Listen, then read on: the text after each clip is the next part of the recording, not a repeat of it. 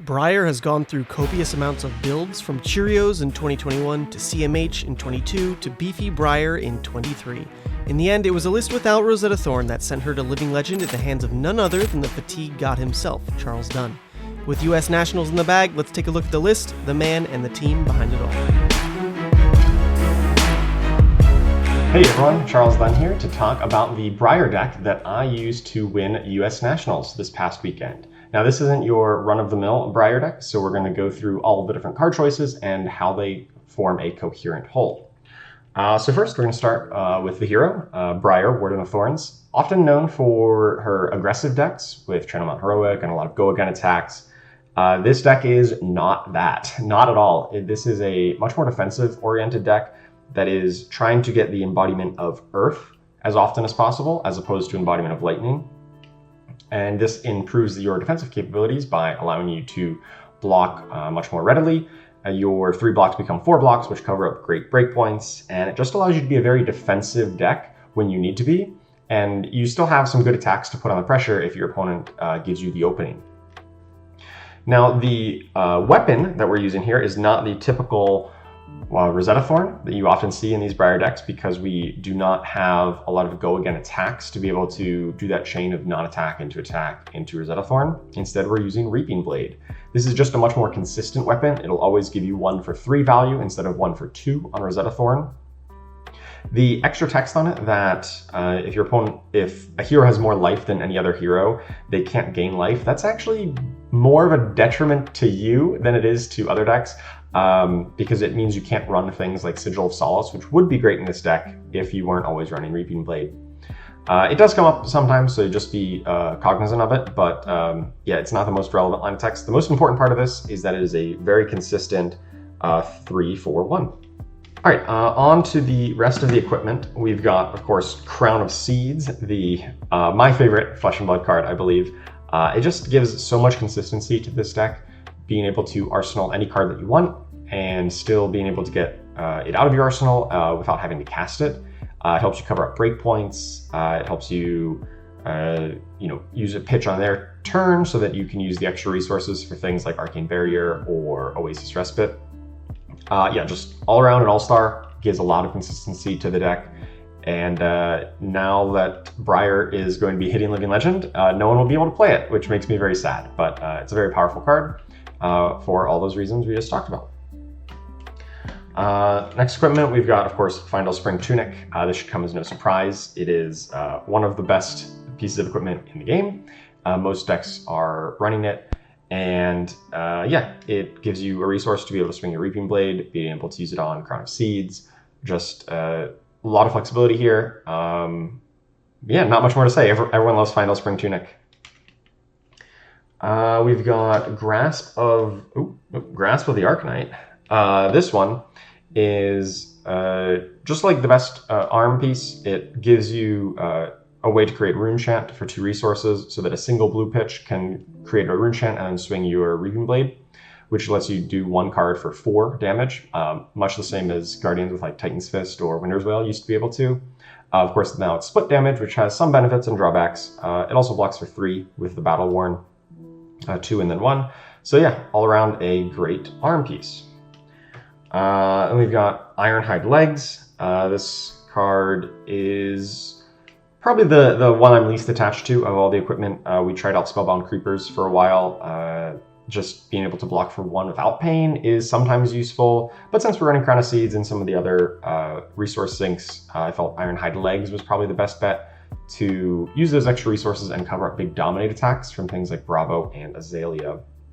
I wouldn't fault you if you're running Spellbound Creepers just for the 1 free block instead of having to pay for it. They're very similar. Then we've got 2 Arcane Barrier pieces. Of course, the Null Rune Boots, since the Ironhide Legs is the least valuable piece of equipment slot. Null Rune Boots is often the one you side in against if you just need a single Arcane Barrier, like against other Rune Blades or Dromai. And then Dyadic Carapace, giving you up to Arcane Barrier 3 with the boots. And this is used against wizards, especially Icelander. It's really powerful against, because you will be able to use the block efficiently. They will often have physical attacks in our Iyslander deck, and so you get at least 2 block out of the temper, in addition to Arcane Barrier 3. Attacks. So we've run a lot of 3 cost attacks that attack for 7. You'll see that as a very common trend. We've got Raging Onslaught, we've got Autumn's Touch, we've got Runic Reclamation, and we've got Enlightened Strike, which is basically the same because it costs a whole card, which is often going to be a blue for a 3 cost, but it does have the added flexibility of being able to bottom any card, and it can still attack for 7. In addition, we've got Evergreen and Findell's Fighting Spirit. All of these being essentially 2 card 7s is really important because 7 is a difficult breakpoint to block. Opponents will often be blocking with 3 block cards, and then the extra 1 point will leak through and will be able to get you the Embodiment of Earth to empower your defenses. We also have Command and Conquer, which is not a 7, it's a 6, but of course Command and Conquer nearly always requires a block. It's a 2 for 6, so sometimes you do have an extra resource float that you either use to cycle your arsenal with Crown of Seeds, or you can use a Tunic resource in addition to create a rune chant and get in a few extra points with it. But yeah, Command and Conquer is just basically always requires a block. You're almost never going to have it connect, but that's okay, because if they're spending 2 cards to block, and you're spending 2 cards to attack, that is definitely a world you want to be living in, because we're really good at playing 2-card hands. All right, the last red attack in the deck is a bit of an odd inclusion. It's Scar for a Scar. Now Scar for a Scar is an odd inclusion in this deck, but it's not really an odd inclusion in Briar in general. Most more aggressive versions run it. The main point of these 3 Scar for a Scars is the Dromai matchup specifically. Against Dromai, you will often lose whenever they can out-tempo you. They can deploy multiple dragons at once, and we don't have enough go-again attacks to be able to clear them out efficiently, especially if they're like Chromai and Miragai that are kind of resistant to Phantasm Poppers. So against the Dromai matchup, you're often just wanting to clear out as many dragons as possible, and when you find something like Scar for a Scar or Enlightened Strike, which does a similar job, you just want to stick that in Arsenal and wait on it. Don't want to crown it away. You just want to wait for them to deploy a Miragai in particular and use Scar for a Scar to clear it. Because the weapon in this deck only attacks for 3 physical instead of 4 on something like Titan's Fist in Guardians, that 4 health breakpoint from Miragai is actually really problematic to deal with. And so just having an extra 4 power attack is very useful to be able to clear out the Miragai and then also be able to clear another dragon on that same turn. It's definitely worse than some of, Scar for Scar is definitely worse than some of the other options in other matchups. Like we could be playing something like Snatch or even like anything that has block 3 and 4 attack. But simply because of the tempo that it provides into Dromai, that's why we went with Scar for a Scar over the other options. All right, next category of cards in the deck are the defense reactions. We're still a very defensive deck overall, and so we want to be able to play the most efficient defensive cards. So Sink Below, no stranger to defensive decks, just being able to block 4 consistently is great. Being able to fix your hand when you're flooded on reds or otherwise your hand isn't very functional. Yeah, Sink Below is just an all-star, not much to say here. Most decks should probably be running Sink Below. It's a great card. Fate Foreseen as well, very similar. Slightly worse, I think Opt 1 is definitely worse than the Sink effect, but it's still a single card that blocks for 4 on the defense reaction, so we're running the max of those. Sigil of Suffering, only have 1 of these in the deck. Actually, before 2 weekends ago, the Battle Hardened Atlanta, there was another person who top-8'd with a similar Briar deck to this. Before that top 8, we were actually running the maximum Sigil of Sufferings because most people thought we were just a standard aggressive Briar, and then sometimes they wouldn't run Arcane Barrier into you. And if your opponent's not running Arcane Barrier, then Sigil of Suffering is amazing. It's a single card for 5 value. It's 1 arcane damage plus 4 block then, so 5 overall.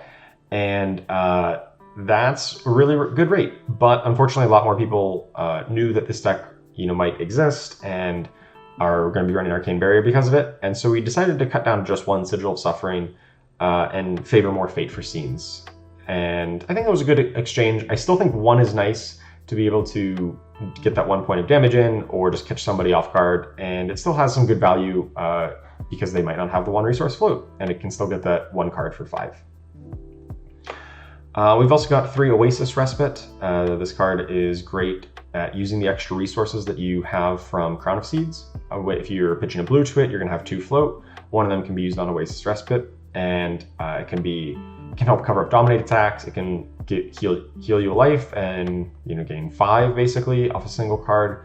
Yeah, Oasis Respite just fits into a lot of different play patterns in this deck. You can also just cast it off a single Tunic resource. So it's very flexible in that regard, and it also helps in the Wizard matchup because it blocks any damage and not just physical. So you can use it to cover up Aetheric Stain in particular. We've got 2 Unmovables. These are kind of concessions to the bigger decks, the Bravos, and if you happen to play against the Mirror Match, it's very good at just spending 1 card out of your deck to block one of their big attacks. It's a little bit clunky in that it's not the most useful into some of the more common meta matchups. It's obviously not very good into Icelander. It's only okay into Lexi. If it doesn't line up on one of their pump turns, it's pretty inefficient. But it's very good if it does line up into one of their pump turns. So it's mainly just, if you think there's going to be a lot of Bravos or a lot of Dorinthias or a lot of Mirror Matches after this deck tech goes live, then you probably want to be indexing on more Unmovables. And if you think those decks are going to be less common, then you may want to cut them for, say, more Sigils of Suffering or other smaller defensive reactions. Brothers in Arms is not quite a defense reaction, but it might as well be. It's very similar to Oasis Respite in that it lets you use your 1 extra resource to block for 4, and has the added benefit of being a blue, so just at worst case scenario, it's a blue pitch. And it also attacks for 4. You don't often want to do it, attack with it, but it does attack into Mirror Guy in particular, as we discussed with Scar for Scar. That is a weakness of the deck, is that it can't clear that efficiently, so just a few more 4 attack cards is really useful. Now, a notable card that's missing out of this defensive suite is Peace of Mind. And we did test a little bit of Peace of Mind in the deck. It's very good with you have a blue pitch into a Crown of Seeds into Peace of Mind. But ultimately, it was just kind of less flexible than Oasis Respite. You basically had to do a blue pitch in order to use it, and if you didn't have an arsenal, then it was very inefficient. It also doesn't, cover up the arcane damage like Oasis Respite does, and it's just a little. It lets you block for less on a single turn because it does cost 2 cards. It gives you a little bit of. It spreads out your block over more turns. It lets you get the Ponder, get the Arsenal on a future turn. But ultimately, it just wasn't quite cutting it. It didn't feel like it beat out any of these other slots. If you did feel like you needed more defense against Dominate attacks or against Codex of Frailty, which Peace of Mind is quite good against, then maybe you could look at maybe shaving the Immovables for them or the Sigil of Suffering. Or some other slots, but honestly, I wasn't that impressed with Peace of Mind in this deck compared to, say, some Ultim decks who are much more commonly going to have that pitch for Rampart of the Ram's Head. We basically need to also have an arsenal, which we don't always do, in order to make Peace of Mind efficient.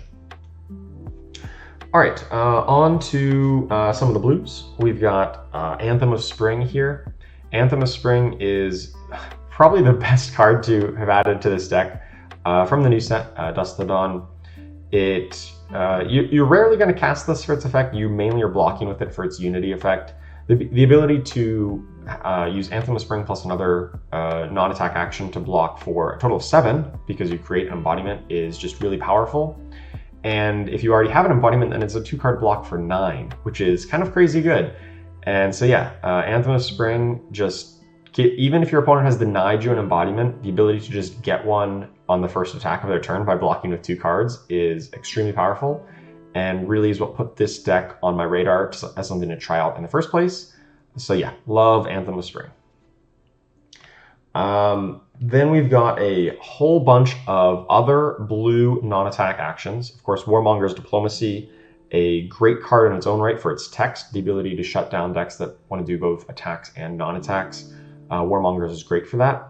But more importantly, it is a blue non-attack action that blocks 3. That's going to be a common theme here. This is probably the best one because you can just cast it and it has good value. But most of the other ones in the deck, we've got, Burdens of the Past. These are just, like, their text box is kind of irrelevant. We very rarely end up casting them. We're almost always pitching them or blocking with them for 4 if you have an embodiment. Some notable ones that do have relevant text: Oath of the Arknight. This gives your next Runeblade attack +1. It's not attack action card, it's just attack. So it can be used on your Reaping Blade to give it up to 4 power to help clear Mirror Guy, common theme. Come to Fight, almost never cast this, but maybe in a pinch. This Rounds on Me can help against some of the go wide decks, can help you draw into attacks if you have an all blue hand. Force of Nature, almost never cast it. You have very few Earth cards to actually fuse it with. Sift, if you do draw an all blue hand, similar to This Rounds on Me, can help bail you out and try to find an attack if you need it. But once again, these are rarely cast. Just 2 Whispers of the Oracle and 2 Looming Dooms.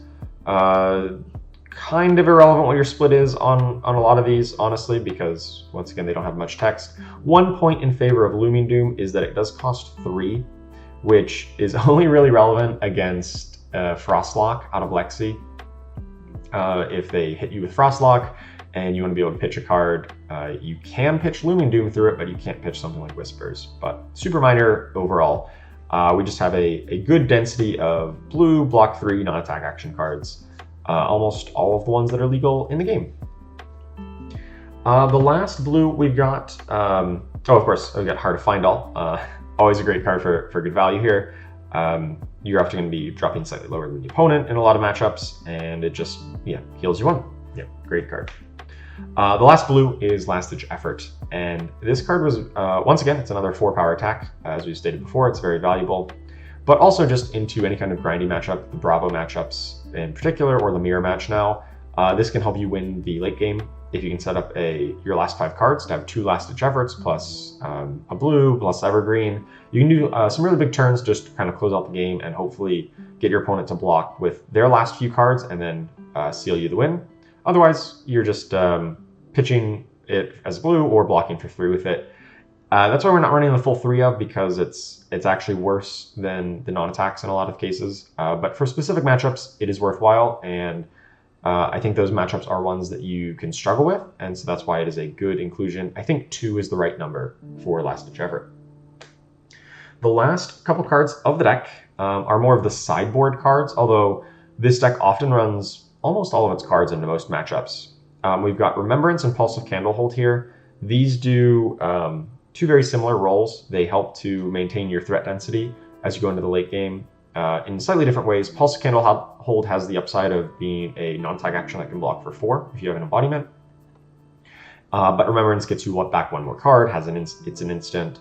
Pulse of Candlehold is mainly valuable to pull back your Evergreens if you had to block with them in a fatigue matchup, or grabs like Autumn's Touch as just an aggressive card. Whereas Remembrance, the primary targets of Remembrance are these Diabolic Ultimatums. Now these 2 cards are the most important cards in the Icelander matchup, which is obviously Icelander is very popular pick these days. If you're pitching a non-attack action, which this deck has plenty of, then both players destroy an aura they control, and this is your way to clear out Frost Hexes, and Frost Hex is the way you lose the Icelander matchup if they build up too many of them. So having Diabolic Ultimatum and then Remembrance to bring these back after you cast them is critical to winning that matchup and preventing them from having too big of a board to set up. Now, of course, you can see all of the more specific sideboarding configurations on the deck link on Fabled listed down in the description below. This deck just plays overall very defensive into most matchups, tries to fatigue them out, try to get a lot of value, and good luck playing it. Thanks, Charles. Before I go over some of the more common play lines with Beefy, first we have to talk about math. At this point, you should likely know that we want all of our cards in Flesh and Blood to come in for at least 3 points of value. So this deck as Charles probably pointed out, comes in frequently for 7 points of value with cards like Autumn's Touch and Evergreen, letting our cards be worth 3.5 value most of the time when we're on a 2-card hand. However, with Briar's ability, we're also threatening embodiments of Earth, which can regularly get us to even more points of value on our hands of 7.5 or even 8.5, 9.5 whenever we create an embodiment of Earth. Because on our following hand, we're going to be blocking with most likely 1 to 2 non-attack action cards, and we get even more value out of our 2-card hands. So you might think that that's not like super above rate, which is true. It's not super above rate when you're comparing it to decks like, Vincent or Viscerai or some of the other Rune Blades that can, kind of stretch their hands even further. But that's not really our game plan. We're trying to approach the game in the aggregate.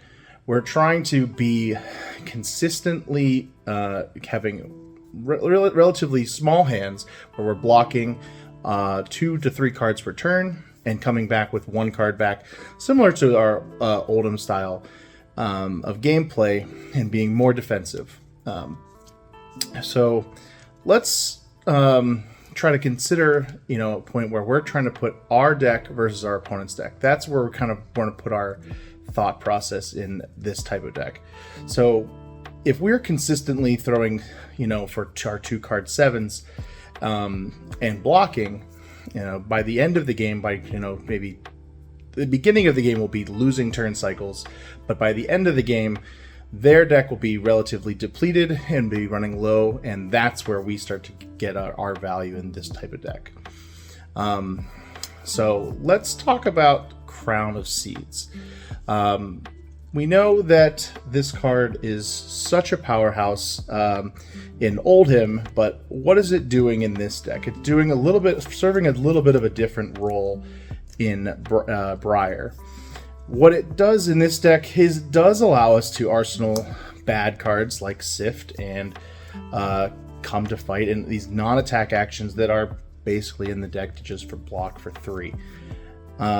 But what it does do is it allows us to use our Tunic to generate additional value on these type of hands where we're going to get to go even block for additional cards. So that these two in combination are just such above rate, where now we can put this on the bottom, draw a new card, and be able to block with 5 different cards from our hand, or just really cover those at extra breakpoints. So let's look at a hand that you might come into play with against a Lexi opponent, where we're going to be trying to block very efficiently against their hand. So in this particular scenario, we have a card in Arsenal, and this is the hand that we have. We have Come to Fight, Oasis, Respite, Fate Foreseen, and Autumn's Touch. It's a relatively standard hand for this type of deck. And there's a lot of different combinations the Lexi player can come at us with this hand, but let's say, for example, they start their turn off with a 0 for 4 go again. Let's say it's a drill shot. In that situation, we're pretty easily able to throw out our Fate Foreseen and block the first one. But this puts us into a position where then we can opt one and look at the top card of our deck and see if we want to be crowning. And then using that position to further hopefully get to leave our 2 cards back so that we can throw 7. But that's the easy mode whenever they throw for 4. Let's say they start their turn with 5 go again. Let's say this time it's an infecting shot. We're going to want to probably block with Oasis, Respite, and Crown of Seeds this turn. So let's say that we do that. We will activate our Crown of Seeds, pitching this Come to Fight. We'll put this on the bottom, and we'll draw a Burdens of the Past off the top of our deck. Then we can use our Oasis Respite to now cover 5 points on their infecting shot. Now, we do have to be a little cautious because using Crown of Seeds on their first attack does kind of open you up for Codex of Frailty or Inertia to get additional value against you. So do be careful whenever you are making these types of plays. Oftentimes, this is the situation where you can get a little bit just messed up in these spots. But against a relatively fat deck at the beginning of the game, I think this is a pretty safe line to take. So after they threw our Infecting Shot, we resolved our Oasis. Maybe we gained a life because we were lower life than them, getting full value. And then let's say they throw their second attack for the turn. This time they throw, and they're going to give +1 on their second attack with to a 0 for 4. Let's say it's a Searing Shot or something along those lines. Now it's coming in for 5, and we have this option of, well, do we want to let this go through? If our life total is relatively high, I actually like taking the damage from this attack, because a Searing Shot hit effect is not that detrimental. 1 point of value is something that I'm not that scared of. In this particular situation, I would probably take the damage so that we can start throwing our Autumn's Touch on the following turn and arsenaling this Fate Foreseen.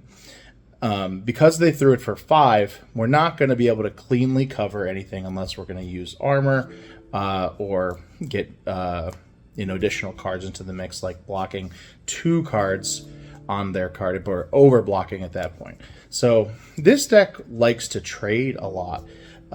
So in this particular example, I'm probably taking the full 6 so that I can start to threaten my first embodiment of Earth of the game.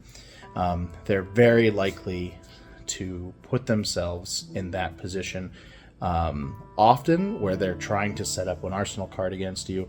So this is a pretty standard line of play for blocking against Lexi.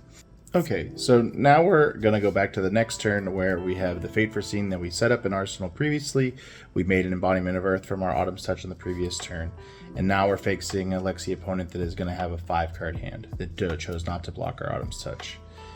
So let's say they flip up an attack. Let's say a blue Infecting Shot that they had extra resources for.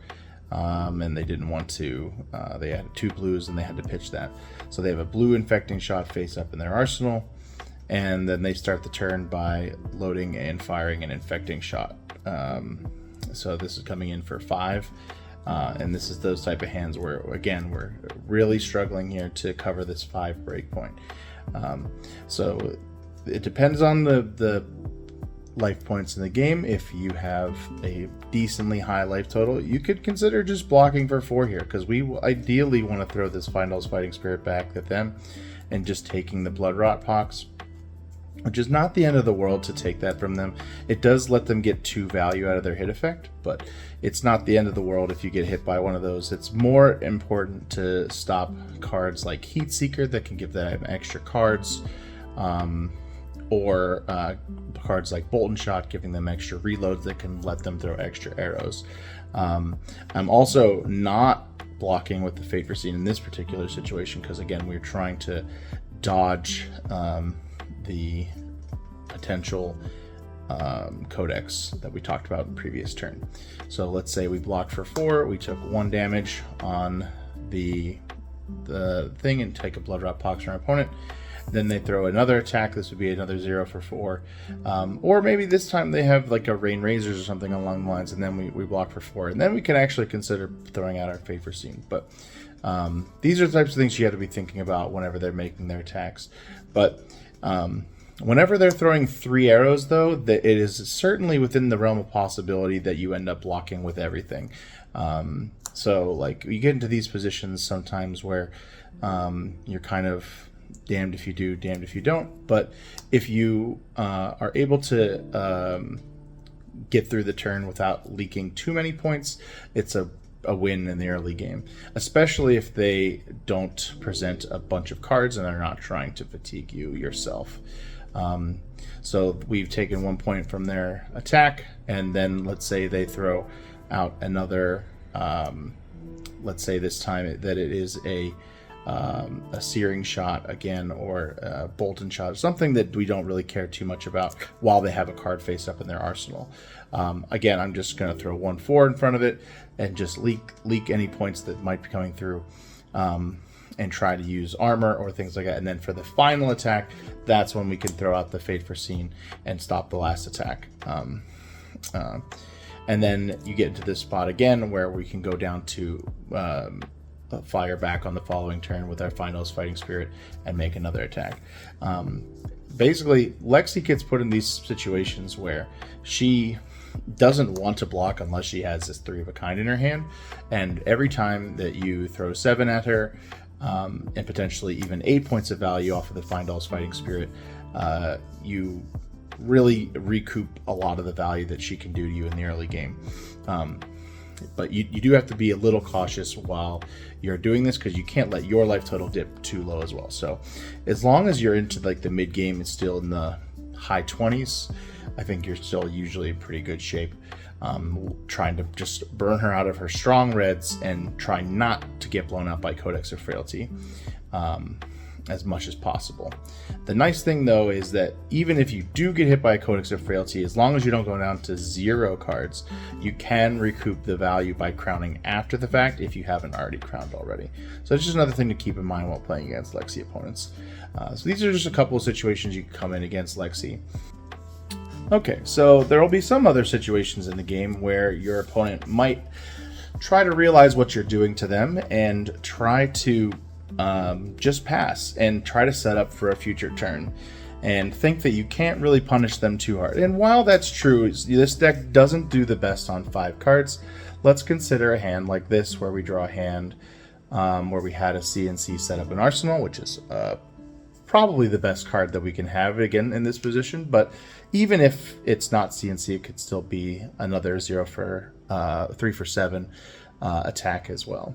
But we cannot forget the embodiment of lightning ability that Briar can put out whenever we play 2 non-attack actions. So if this was a hand that our opponent were to pass into us trying to set up, we can really punish them with a hand like this, where we could start our turn off with Whisper of the Oracle, setting up our next hand to potentially try to find a D-React or something to put into our hand.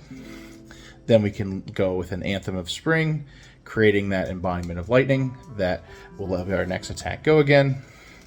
And then we can pitch to swing with our Command and Conquer for now 7 because of the Anthem of Spring, with go again from the embodiment of lightning.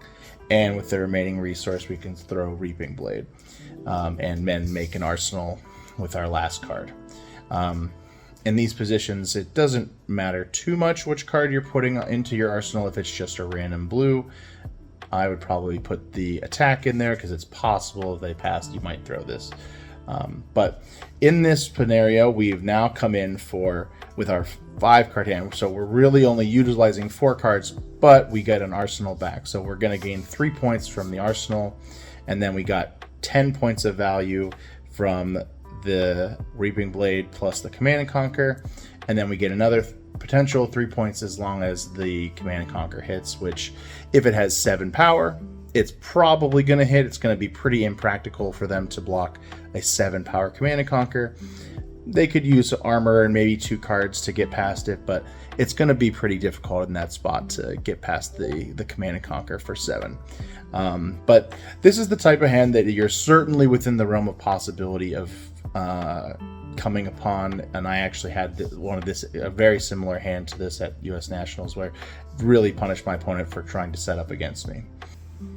Okay, last thing I want to talk with you guys about a little bit is whenever you're in the final dregs of the really long match of the either Bravo or Mirror match, or any of these games that can drag out to like turn 20 or 30, something like that, and we really get to utilize the trump card in the deck of Last Ditch Effort. I can't say how valuable this card was. I know both myself and Charles used this to great effect this past weekend at US Nationals, getting victories into the mirror match. against other opponents.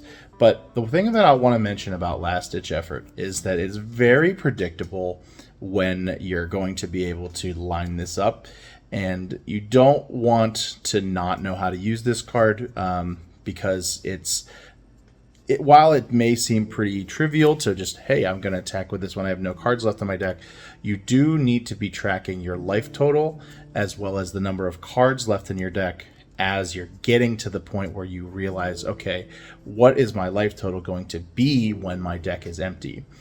Whenever you get into these really long turn cycles, when you have either the Bravo or the Mirror match, where it's like, okay, I'm going to be, accepting a 2-card 7, or against Bravo, they're going to be swinging their Anathos for 2 cards for 6. You get into these really predictable situations where you're very easily able to track what your opponent is going to be able to do in the next couple of turns. So in this situation, like where we're going to be counting the number of cards, usually I'll be counting anyway, but you'll definitely want to be counting whenever you're doing these Last Ditch Effort plays. So whenever you are accepting 6 from them and sending 7 back at them, most of the time it's going to be they're blocking with 2 cards, and then they're going to pitch 2 cards to attack with Anathos, and they're going to come in for 6 without losing any cards in their deck. So you'll typically have to block for at least 4 points. Maybe you'll use Crown of Seeds to block 1 additional card, so maybe you'll block 5 points and you'll leak 1 point of damage. Whereas on your turn, you're going to be throwing back a 7 power attack. Hopefully it's an Evergreen from Arsenal, so that you're going to keep your deck size relatively the same. But you're trying to make sure that they're blocking with 2 cards from their hand as well. So you can kind of track, okay, I've got, let's say I have 10 or 10 cards left in my deck, and you can very easily track to see how many more turns it's going to take until we get to that arsenal be empty, that deck to be empty, so that whenever we get to the final Last Ditch Effort turn, we can come in. And then hopefully on that last turn, we can take a full 6 from their Anathos and come in with the dreaded last ditch into swing sword, pitching 6 and swinging the sword on the last tick for a total of 19 points of value. And if they're in single digits, this is going to end the game every time. That being said, you don't always need 2 Last Ditch Efforts to win the game. I've plenty of games have been won off of just a single Last Ditch Effort, and just a single Last Ditch Effort into a 3 for 7 to win the game. So just be cautious and cognizant of that situation when you're in it, and just keep track of how many cards are left in that deck whenever you're going to get there. Look at the life totals and just go down, maybe 2, 3 at a time, and make sure that whenever you're getting to that point in the deck, that you know how many cards you need to be blocking with on that last turn, and hopefully the answer is 0 on that turn, so that you can get full value out of the Last Ditch Efforts. That's going to be it for talking about the Briar deck. Thanks everybody for watching. I can't wait to see everybody at Dallas, and hopefully you guys get some good use out of Briar at your Nationals.